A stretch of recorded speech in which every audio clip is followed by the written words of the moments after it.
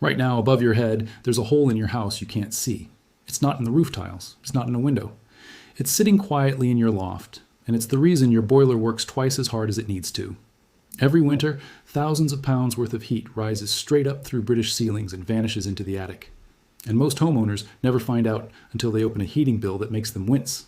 Today, I'm going to show you exactly how that heat escapes, how to spot it in your own home, and how one weekend upgrade in your loft can make every room downstairs feel noticeably warmer without touching your thermostat.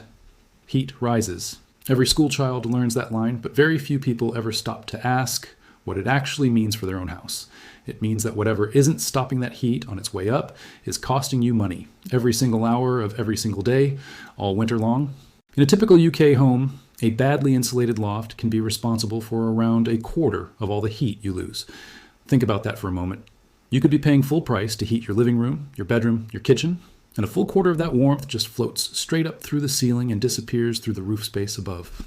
Most people never see this happening, which is exactly why it goes unfixed for years, sometimes decades. Nobody hears a hiss of escaping heat. There's no drip, no crack, no obvious sign of damage the way there is with a leaking pipe or a broken window.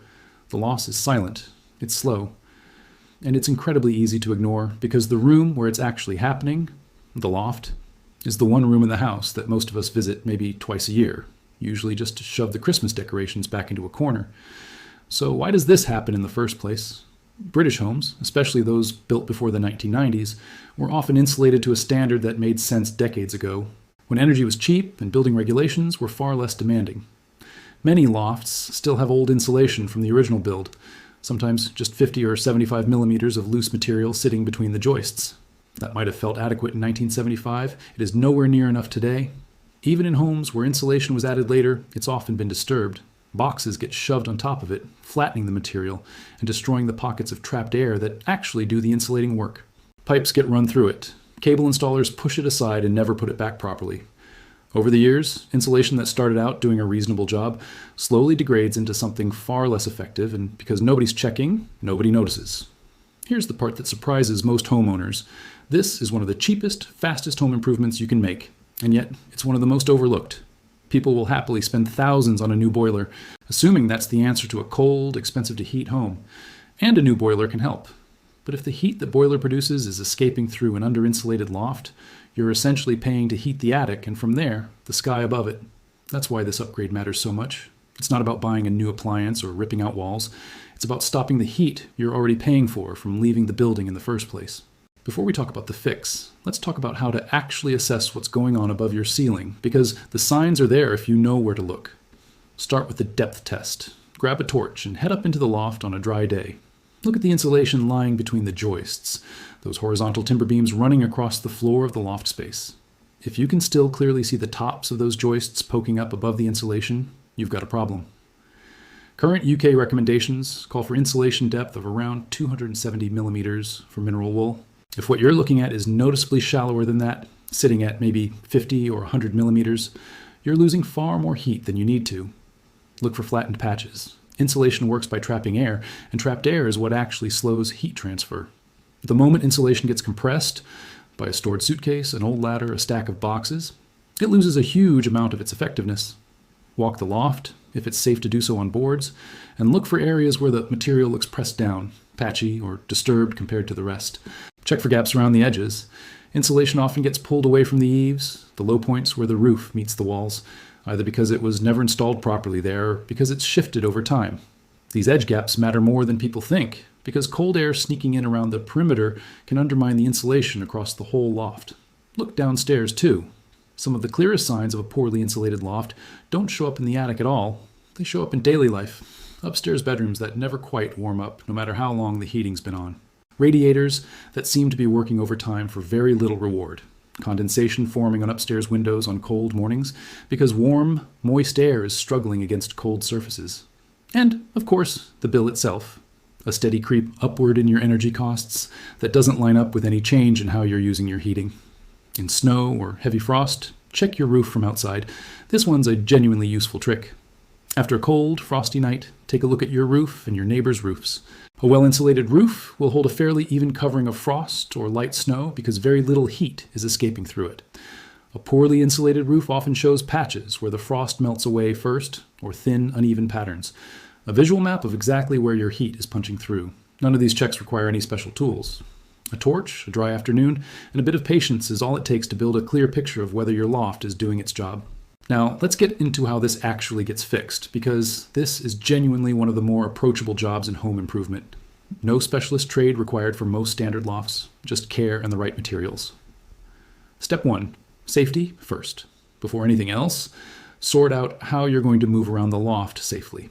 Never step directly on the joists alone without boards or a walking plank if the loft isn't already boarded. Oh, and absolutely never step on the insulation itself or the plasterboard ceiling beneath it. That ceiling won't take your weight, and it's an easy way to end up putting a leg through into the room below. Wear a decent dust mask, ideally an FFP3 rated one, along with gloves and long sleeves. Mineral wool insulation, while very effective, can irritate skin and lungs if you're working with it directly. So protecting yourself properly isn't optional. It's the first real step of the job. Step 2, clear and inspect. Before adding anything new, clear the loft of stored items and take a proper look at what's underneath. This is your chance to check the timber joists for any signs of damp, rot, or pest damage, and to spot any electrical cables that need attention before they get buried under new insulation. It's also worth checking that soffit vents at the eaves, the small gaps that allow air to flow into the roof space, aren't blocked, because good ventilation actually helps protect your roof timbers from damp, even while you're improving insulation. Step 3, choose your material. For most standard lofts, mineral wool insulation, sold in rolls, is the most common and cost-effective choice, and it's very manageable for a confident DIYer. It comes in different thicknesses, and the goal is usually to build up to that 270 millimeter total depth. Some installers use 2 layers, one laid between the joists and a second laid at right angles across the top of the joists, which helps eliminate the cold bridging that happens through the timber itself. For lofts with very limited headroom, or for people who want a slightly higher performance option, rigid insulation boards are an alternative, though they tend to cost more and require more precise cutting. Step 4. Lay the first layer between the joists. Roll out the insulation between the joists, pressing it down gently so it sits snugly but isn't compressed. Remember, trapped air is what does the work, so cramming it in tightly actually reduces performance. Cut it to length with a sharp knife or scissors, working carefully around any obstructions like cables or pipework. Make sure it reaches right into the corners and up to the eaves, without blocking those soffit vents you checked earlier. Step 5. Add the cross layer.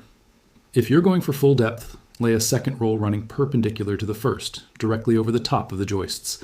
This is what really transforms performance, because it stops heat sneaking through the timber joists themselves, which conduct heat far more readily than the insulation does. Push this layer gently into place and let it sit naturally. No need to compress it. Step 6. Deal with hatches, pipes, and tanks. An insulation upgrade is only as good as its weakest point, and loft hatches are a classic weak spot. Fit an insulated loft hatch cover, or simply attach a rigid insulation board to the back of the existing hatch to stop heat pouring straight out through that opening. If there's a cold water tank in the loft, insulate around and over it, but leave the underside uninsulated so that a little rising heat from the room below helps protect the pipework from freezing. Lag any exposed pipework in the loft, too, since a burst pipe from freezing is a far more expensive problem than the cost of a bit of pipe lagging. Step 7. Reinstate storage properly if you need it. If you use the loft for storage, don't just pile boxes straight back onto fresh insulation. That flattens it and undoes your work almost immediately. Raised loft boarding systems exist specifically for this, sitting on small support legs above the insulation, so the material underneath stays uncompressed while you still get usable storage space on top. Common mistakes to avoid. Compressing the insulation is the big one. Thicker isn't better if you've squashed all the air out of it. Blocking the eaves. Ventilation is another, since trapping moisture in the roof space can lead to condensation and rot over time, which creates a far more expensive problem than the one you started with.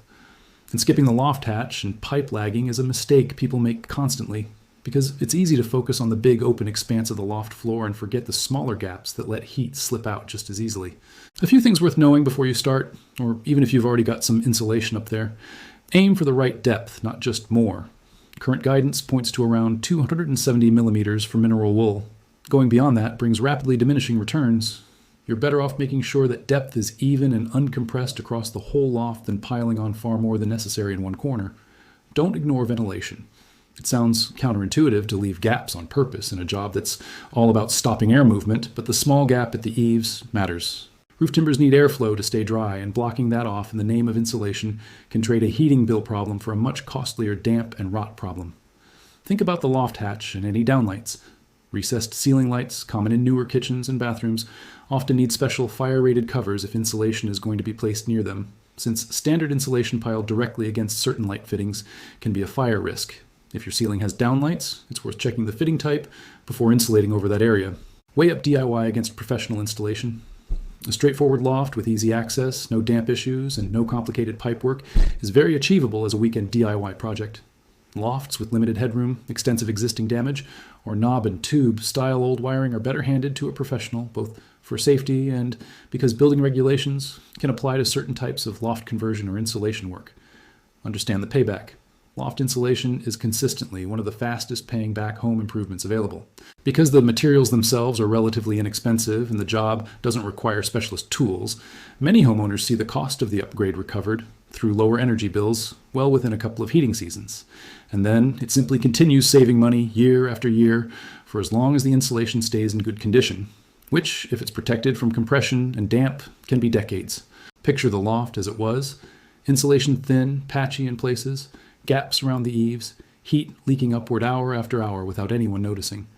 Now picture it after the upgrade: an even, unbroken blanket of material stretching across the entire loft floor, edges tucked neatly into the eaves without blocking ventilation, the hatch sealed, the pipework lagged. The difference isn't something you'll necessarily see with your eyes from downstairs. What you'll feel is a bedroom that holds its warmth long after the heating clicks off in the evening. What you'll notice is the boiler cycling less often, because it isn't fighting a constant invisible drain of heat through the ceiling. And what you'll eventually see, quite clearly, is a lower number on your energy statement, month after month, from a job that took a weekend and didn't involve a single tradesman's invoice. This is one of those upgrades that doesn't ask for much. No major building work, no huge investment, no disruption to daily life. Just some time in the loft, the right material laid to the right depth, and a bit of care around the details that people usually miss, like the hatch and the pipework. In exchange, you get a warmer home, a boiler that isn't working overtime, and a bill that finally starts to reflect the effort you've put in to heat your own house, rather than the sky above it. If you found this useful and you'd like more practical, no-nonsense home improvement guides like this one, hit subscribe so you don't miss the next upgrade. There's plenty more where this came from.